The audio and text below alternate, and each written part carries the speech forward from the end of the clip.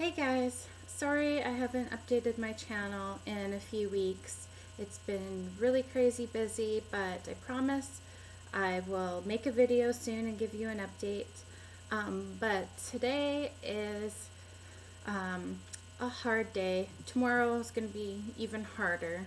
I had told you guys originally that 2 years ago I had a molar pregnancy, and I was going to explain a little bit more, and so I thought today would probably be a good day to sit down and film this.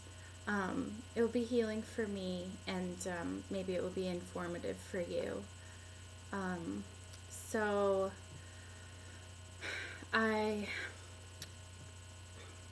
well, you guys know that my fertility issues, and um, that I was on Clomid and it didn't really work for me, and then we ended up getting pregnant with my son. I think it was probably from the Clomid, but it wasn't an actual Clomid cycle. So when it was time to maybe start thinking about trying again, we um, thought that Clomid probably wasn't going to work, but for some reason my doctor insisted that we try Clomid again first. So I took it it was 50 milligrams, days 5 to 7, or 5 to 9, and I got pregnant the first try. I have no idea why or how or anything, because it did not work before. 5 rounds did not work. So it was truly a miracle. And even now, in the past year, I've done 6 rounds of Clomid, and I didn't ovulate once. So this one single time, I got pregnant with Clomid. So it was a huge surprise because we really did not think that it would work, especially the first try. Um, but we did, and we were really, really happy and excited. And for some reason, my doctor wouldn't see me until I think I was like 8 or maybe even 9 weeks. Which I thought was very strange because when I was pregnant with my son, I went in and saw her when I was 5 weeks, and I had an ultrasound when my son was 6 weeks and 5 days. And so I got to see him and everything. So I'm not sure why this time they made me wait so long. I honestly think she was just too busy, and that was the only available appointment. Um, so yeah, I was like 8 or 9 weeks, and I went in and saw her, and she said, "Yeah, everything's looking good." And she tried to find a heartbeat, but she said it was just too early, which it probably was just too early. And then she sent me to get an ultrasound. And again, the ultrasound place was really booked up as well.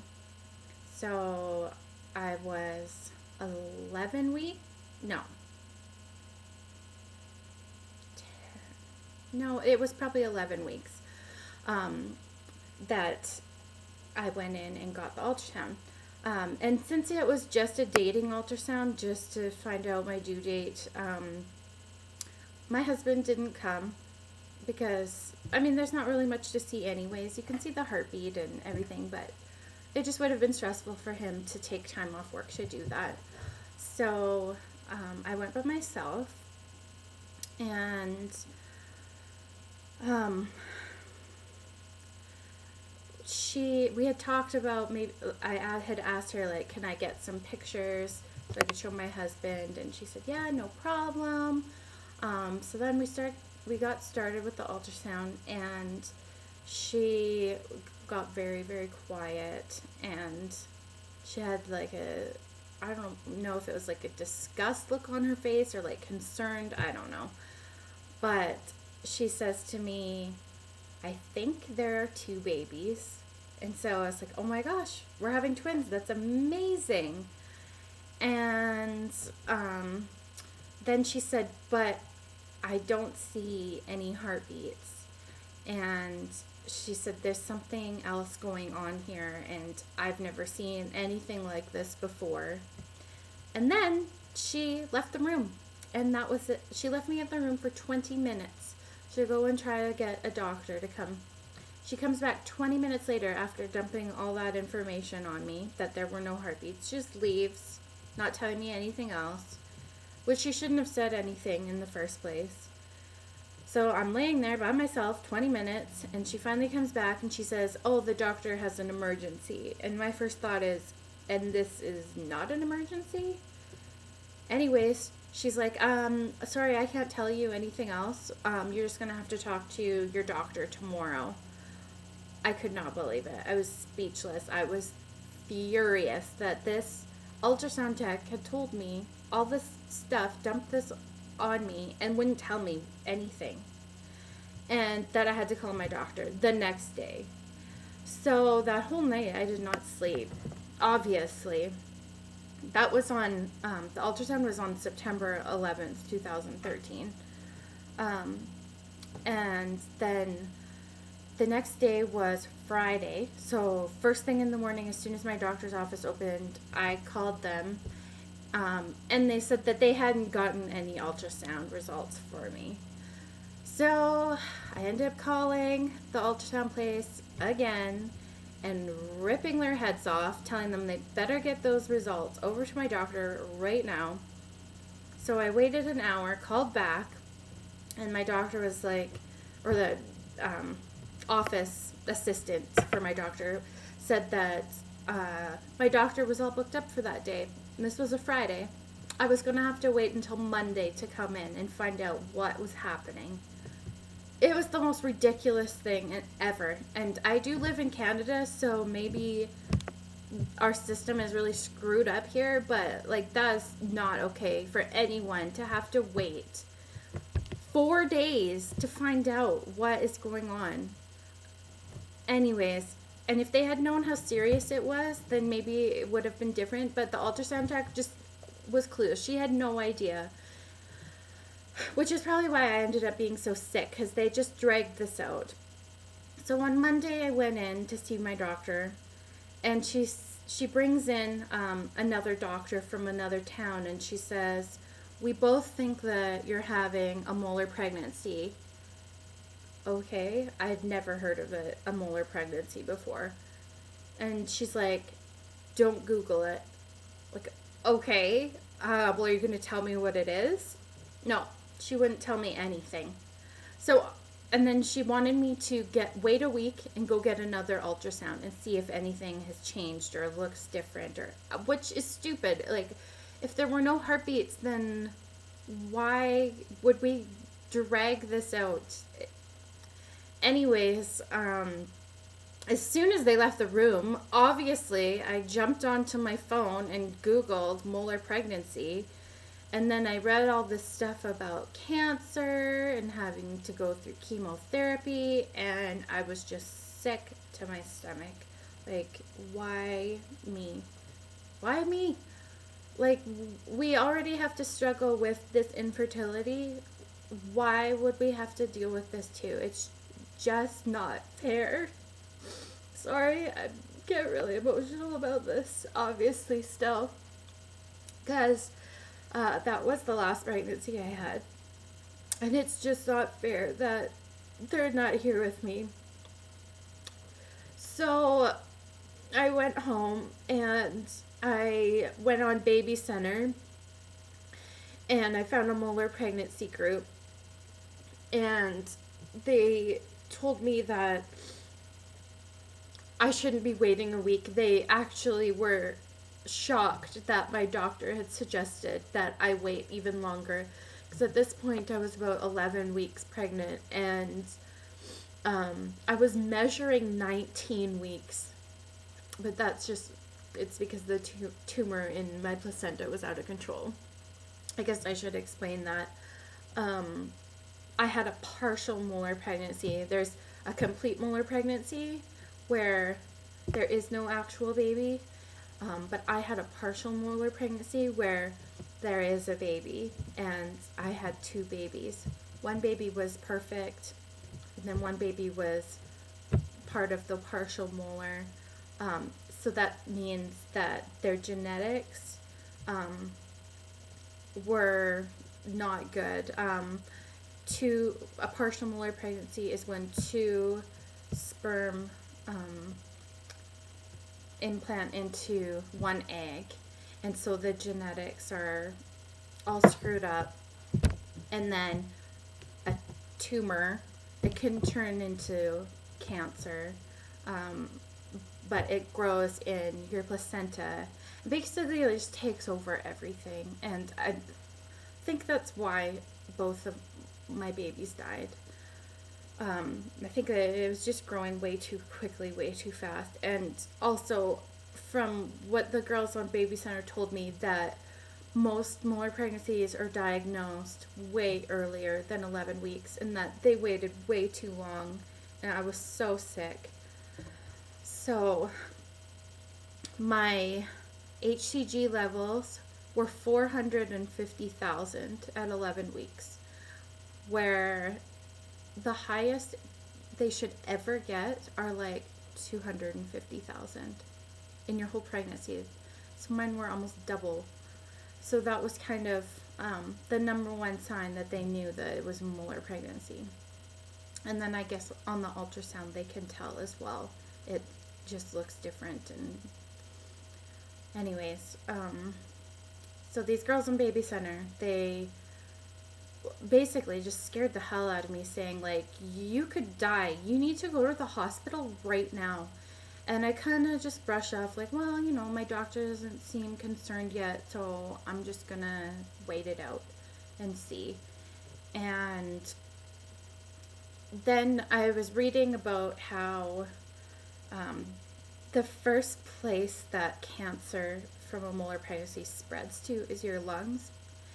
And I was walking up the stairs, and I actually had to sit down in the middle of the stairs and take a rest because my chest was so heavy and my breathing was so rapid, and that I just broke down. I was so scared. I'm like, oh my gosh, I can't believe this is happening.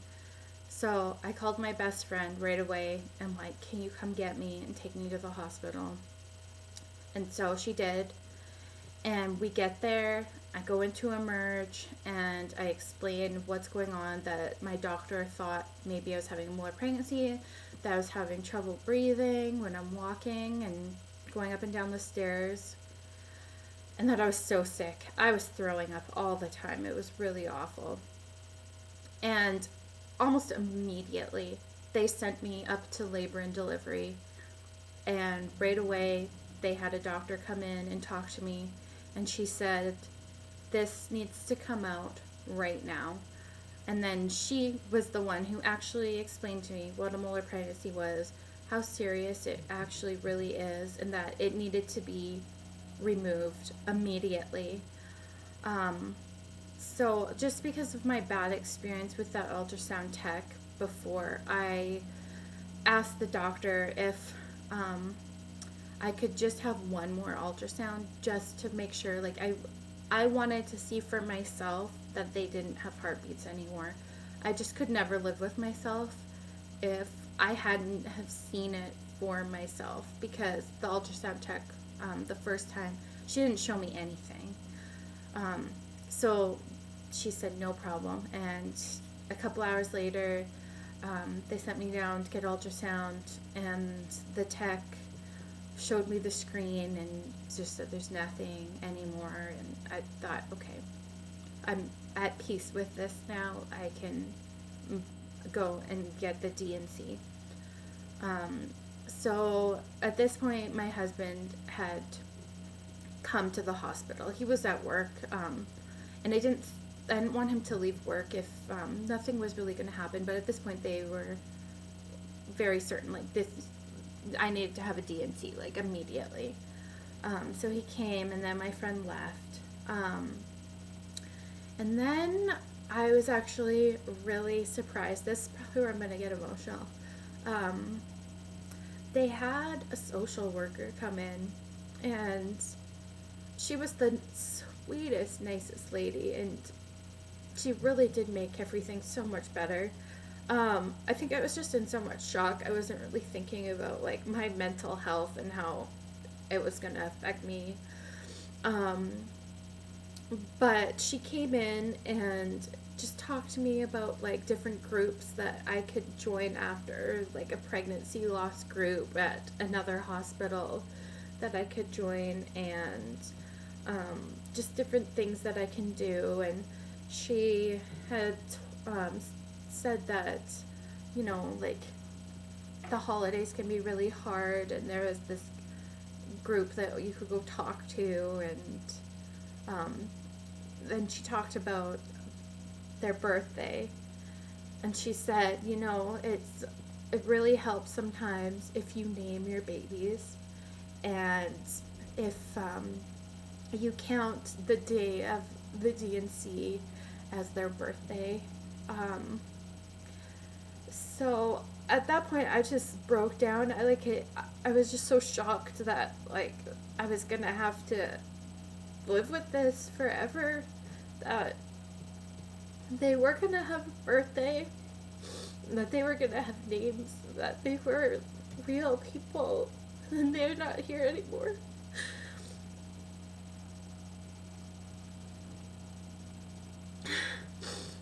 So when I went into the hospital, I was September 17th of 2013, and when they were born, it was September 18th at about 1:30 in the morning.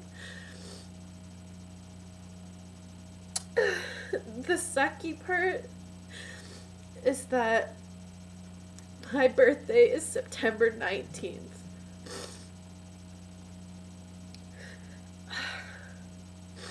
And maybe this might seem silly to some of you, but I've always loved my birthday. I mean, I never did anything crazy or like anything, but I just really loved my birthday, and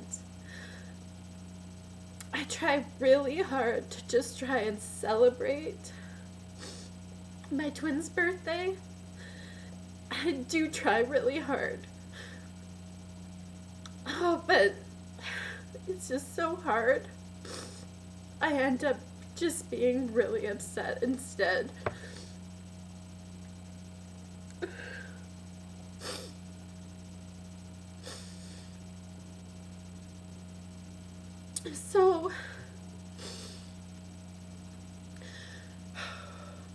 So at 1:30 in the morning, I had my D&C, and it was really scary because right before I went in, they made me sign all this paperwork saying, like, basically, like, you could die from this surgery. You could bleed to death. So they had to find out my blood type and, like, get a bunch of extra blood ready because apparently when they remove a molar pregnancy, it's really bad. But they must have been looking out for me because everything went perfect and I didn't need a blood transfusion or anything. Everything was fine.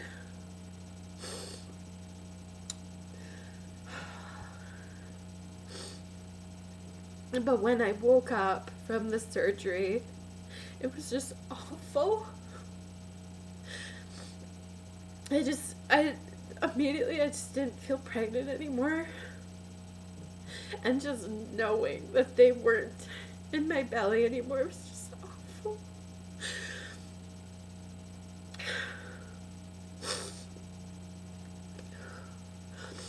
So they moved us to a room after, and we just stayed until the morning. So it was about noon on September 18th. We were finally driving home. And we were thinking about what the social worker had said about naming them, and I told my husband that I just really felt like it was a boy and a girl. Right from the start, I just felt like it was a boy and a girl. And so it took us about a week or two to finally settle on names, but we settled on our boy's name is Carter Kevin Michael. Kevin is my husband's name, and my husband just really liked the name Carter. And Michael, after St. Michael, because we want Carter to be our protector. And our girl is Amelia Luna Autumn, because we just love the name Amelia. And Luna, because it was a full moon when they were born. And Autumn, because when we were leaving the hospital, it was the first time I noticed that the leaves were changing to orange. And I never thought that that would just remind me of her and Carter. But this year, as soon as the leaves started changing, I was just driving and I noticed and I just broke down. I hope one day that I can smile when I see them changing and that this won't be a bad thing anymore, that I'll be able to celebrate their birthday instead of dreading it.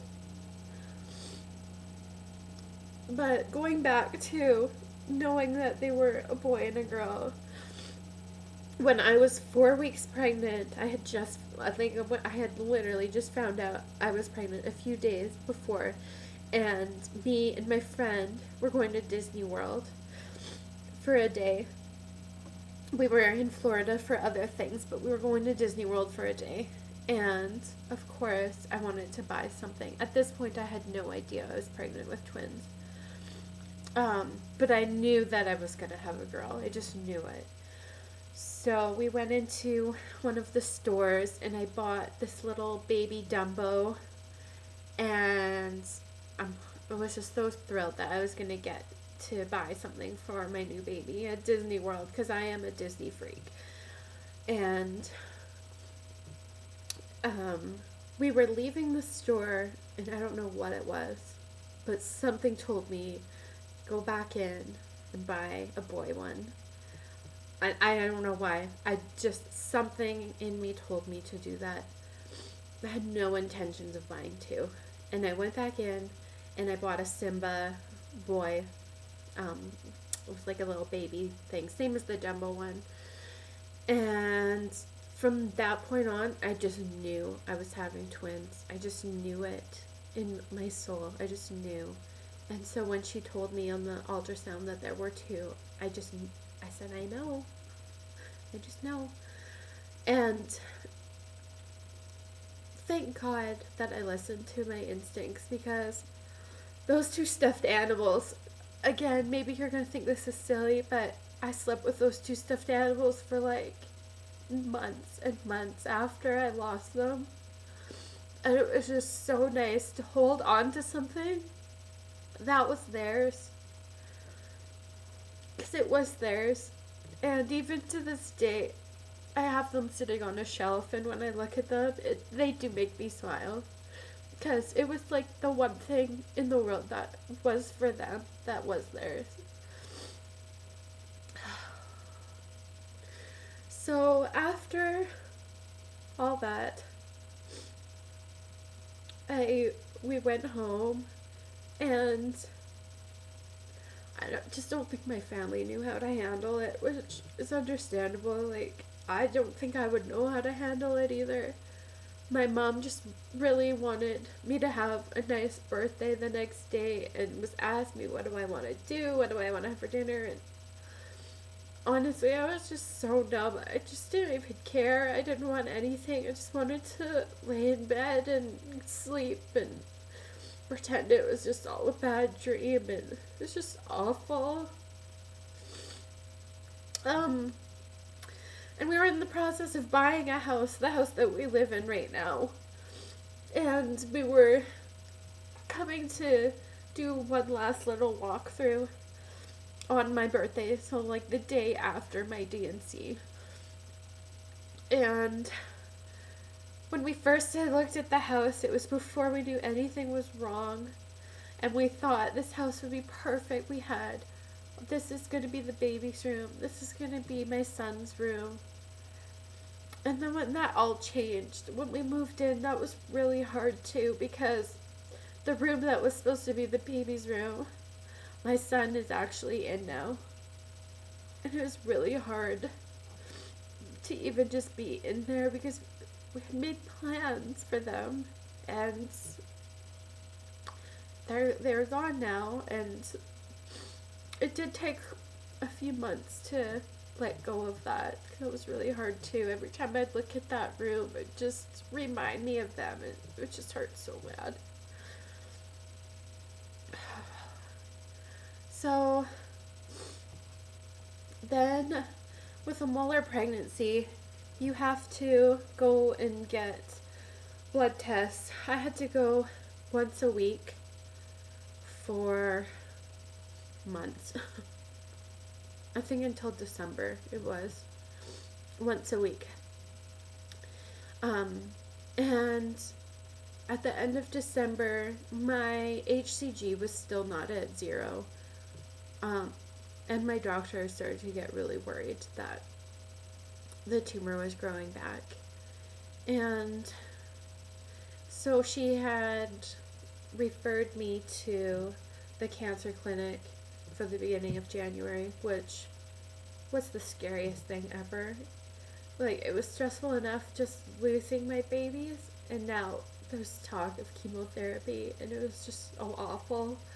And once again, there is a miracle, and I did one more last blood test before I was going to go to the cancer clinic, and they had dropped to 0. I don't know how.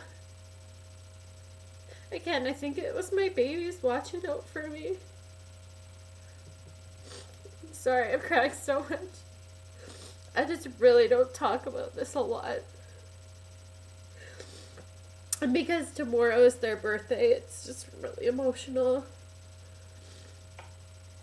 So, after that, I still had to go once a month and get my blood taken just to make sure that it was staying at 0. And it did. And then, I think it was May, my doctor finally said we can try and have a baby again. And so she gave me Clomid again, and that was the start of my 6 cycles of Clomid that didn't work. But anyways, we've been trying ever since, and obviously it hasn't happened. So going back now to what the social worker was telling me, all that information, one of the other things she had told me is that twice a year the hospital takes the remains of the babies who are born from D&C, and they get them cremated, and they take them to the cemetery, and in the cemetery there is a little garden, and it's called the Silent Hopes Garden, and they put the ashes there, and you can get your baby's names put on this plaque with their birthday, and it stays in that garden forever, which I think is so wonderful. Like, how awesome is it for people who have had a miscarriage or a molar pregnancy or an ectopic pregnancy, like anything, a place where we can go to mourn. And it's beautiful. It's the most beautiful garden. It really is. And so in May, and also at this place, they hold a funeral for all the babies, and it was so wonderful too. I mean, it was awful, but it's so wonderful that they do that for people, and they do it for free. And it was just so nice to just kind of be able to put everything at rest. And they had some people singing some songs, and there were some prayers, and then they read off every baby's name that had been lost, and for each baby you got a rose, and then they also gave us a special rock for each. And then we went out into the garden, and then that's where they took all the ashes, and um, put them in this urn and buried it where the plaque for our babies were. So they do it twice a year. So each time there's a different little plaque with all the babies' names on it. So last year on my baby's birthday, I went there and I took some flowers and had a really good cry, and it's just so special that I could go there and just talk to them, and if I'm upset, just go there and just be there. It really does help me so much, and I'm sure it helps other people too. um I noticed when I was there last year that people had left little toys for their babies, and I'm sure they were birthday gifts. Like, it's just very, very sad. But it's nice that we have a place to go. And then afterwards, me and my son went and got cupcakes and had birthday cupcakes. And I think that's probably what we'll do again this year. I just don't really know how else to celebrate. It's like I said, I really do try to celebrate and be happy, but it still's really, really hard. And so this year, on Saturday, I'm turning 30, and obviously 30 is a big one. And so that's Saturday. Um, but the plans that I had made, they wouldn't work unless we did it on Friday, which is my baby's birthdays. And I really, really have gone back and forth about this, thinking, I can't do this. Like, I'm gonna be too sad. I don't want to be out having fun celebrating when all I'm thinking about is my babies and that it's their birthday. Um, but I've kept the plans and I am gonna follow through, and I really hope that it's gonna be okay. But tomorrow, of course, is gonna be a hard day still. It really is. The hard part is people just don't understand. A lot of my friends and family, they probably think I'm fine, and I'm not. I'm still really upset. I mean, I lost my babies. Like, they were here, and now they're not.